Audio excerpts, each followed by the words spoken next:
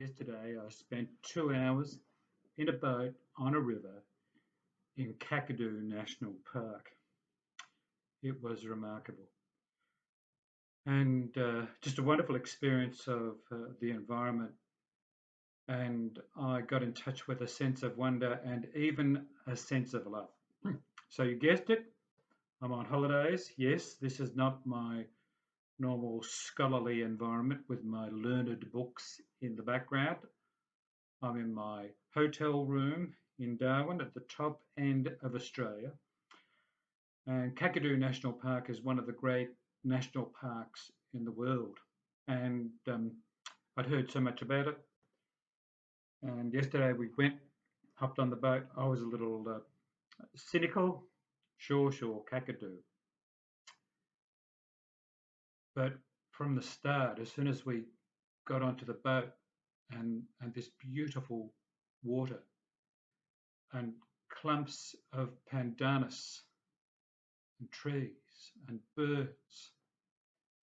And it didn't happen all at once, but gradually, and as the tour guide alerted us, made us look, smell, sense, we saw these beautiful small birds with stilt-like legs called jacana. We saw magnificent brolgas and herons and eagles, and we saw crocodiles. And whilst crocodiles are kind of scary at one level, there's something wonderful and wondrous about them. We even saw wild horses and water buffalo, all within the space of 2 hours. It was just wonderful. It was exhilarating. And the curious thing is that as I got in touch with this sense of wonder, this sense of the sacred, the deep sacred, I felt more at peace and more connected. And I had a greater sense of love. That an experience of the sacred, of wonder, connects us with others, and out of this sense of connection wells up this experience of love. What I want to explore today is the theme of love, of treating love as an experiment, as making love the premise upon which we act. So much of our culture, particularly so much of the Jewish Christian tradition, in practice, not in theory, in practice has been premised on fear. In many Christian churches today, throughout the world, in the Sunday lectionary, the text from the book of Joshua is going to be read. Now, wonderful, wouldn't be a bad thing if we left Joshua and Judges right out of the Christian lectionary.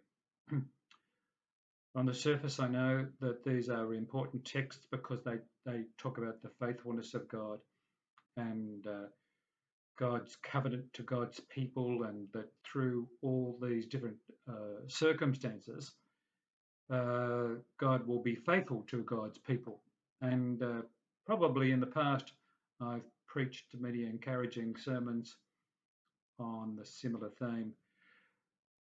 But the premise of those stories, in terms of their context, is fear. Because look what happens in those stories. They go into the promised land and they kill everyone. You know, the Jebusites and the Amalekites and the Vegemites, they're all killed. So okay, there's this faithful God, and you know that's an important theme. You know, the faithfulness of the divine, the faithfulness of the sacred. But the context in which these stories evolved is premised on fear. And what do you do with fear? Well, any source of fear, you smite, you spite, you strike, you destroy. Now, in many ways, that's the way we live our world today. We're most of us in the world are, you know, going a bit stir crazy as we're watching television late into the night, watching the American election unfold, and much of American politics, much of global politics in recent decades has been premised on fear. ignore the enemy, marginalize those which cause us fear, smite them, strike them, remove them. That's the way we operate. Now, what is really important to recall is that within the Jewish Christian tradition itself, this way of believing and functioning, which was premised on fear, was eventually outgrown. Even within the Hebrew scriptures, there's a dramatic and important shift from, if you take the books of Joshua and Judges, what you have there in terms of theological understanding is a tribal God. This is the God who is on my side but not on your side. Therefore, my God is going to go to war with your God. My God will destroy your God and your land and your people. It is a local tribal God. So certainly within the books of Joshua and Judges, there are some important things, but the context and the sociological premise of those stories is abhorrent. And those conquest stories have been used down through the centuries as justification of conquering, destroying, and exploiting other peoples. Now, within the Hebrew scriptures, there's a dramatic shift. If you look at the books of 2nd Isaiah, Jeremiah, and Ezekiel, see there's a shift.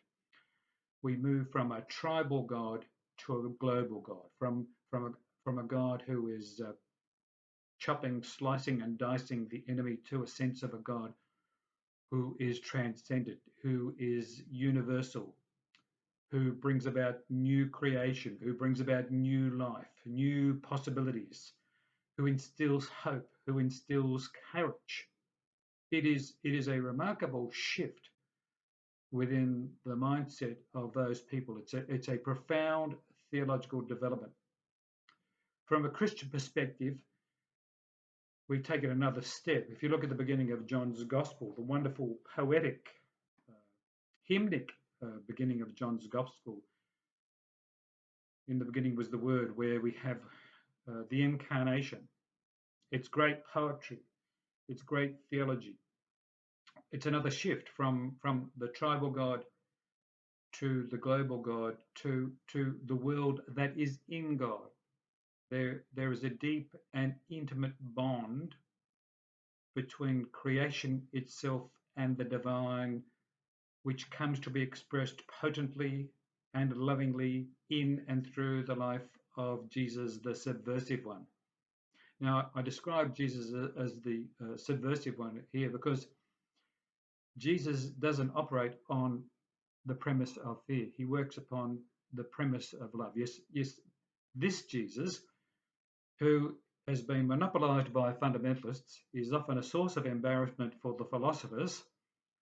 This Jesus and his subversive movement is remarkably relevant. And the key to understanding the subversive nature of his ministry is the premise of love. On the basis of the premise of love, he subverts the old purity system, the system which divided people into clean and unclean. On the basis of the premise of love, his friends are tax collectors and sinners. His friends include women. He identifies women as friends, as bearers of new wisdom. He allows women to touch him. He touches all sorts of people. He fails to observe the normal purification rules because the old rules have failed. And there's only one rule that matters. It's the rule of love. But the key to all of us is the operating premise for relationships in the world of the subversive Jesus, is the premise of love. So what I want to posit today is a thought experiment.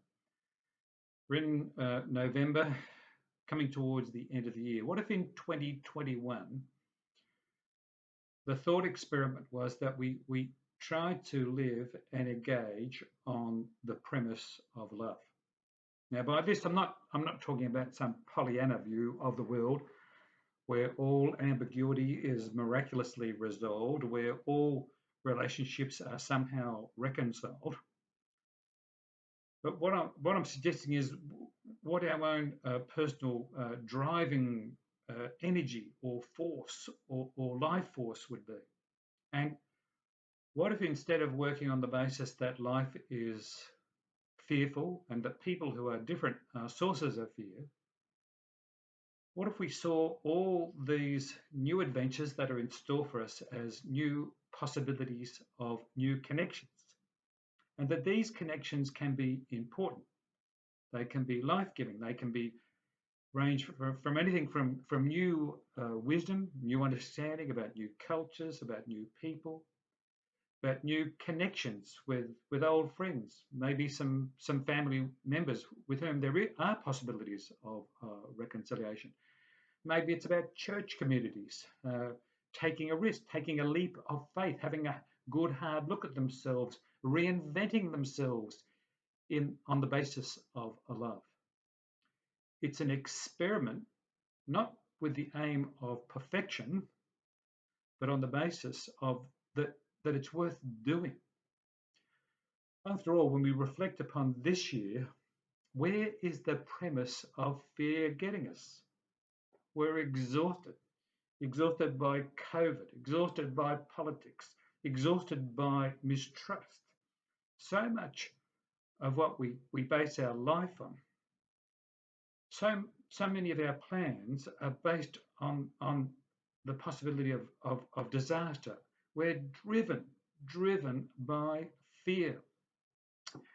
Unfortunately, our holiday will soon end and we'll return to South, but we're very keen to come back to Darwin, to the top end of Australia.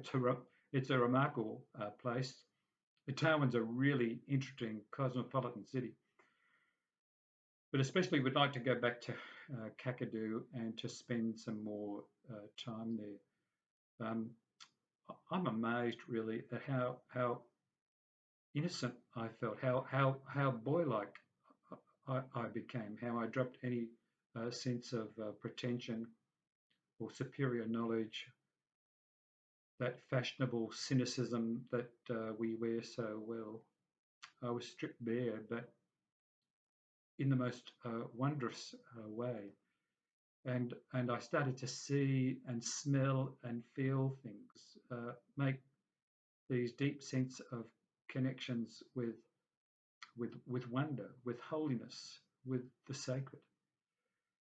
And it's not that I took away new specific knowledge, but I was in a different space, and I really did have this wonderful, deep sense of a generous sense of love, a courageous love, a generous love, a love that made me want to try things differently. So with 2021 soon approaching us, and on the basis of the premise of love, what about starting to think through how we function, how we treat each other, how we plan our lives, the priorities we set, the situations that we manage, the relationships we're in? What about operating on the basis of the premise of love?